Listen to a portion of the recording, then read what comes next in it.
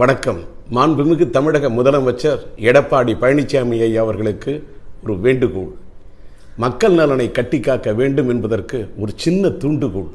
பொங்கலை ஒட்டி திரையரங்குகளில் 100% இருக்கைகள் அனுமதிக்கப்படலாம் என்று தமிழக அரசு கொடுத்தது அறிக்கை. ஆனால் துரதிருஷ்டவசமாக 50% தான் அனுமதிக்க வேண்டும் என்று மத்திய அரசு விதித்து விட்டது தணிக்கை.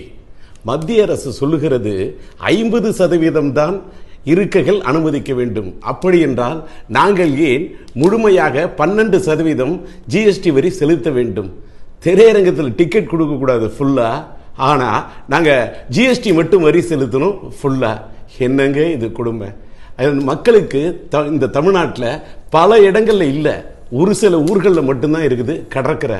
இந்த கடற்கரையை விட்டா மக்களுக்குன்னு இருக்கிற ஒரே பொழுதுபோக்கு துறை இந்த சினிமா துறை. இந்த மக்களுக்கு பொழுதுபோக்க வேற என்ன இருக்குது வழி? ஒரு சினிமா டிக்கெட் எடுத்தா அவங்க தான் கட்ட வேண்டியிருக்குது வரி, அவங்க தலையில ஏத்திக்கிட்டே இருக்கீங்க வழி. இந்த மக்களுக்காவது இத்தனை முறை தட்டி கழித்த இந்த மாநில அரசு உங்க கையில தான் இருக்குது இந்த உள்ளாட்சித்துறை வரி.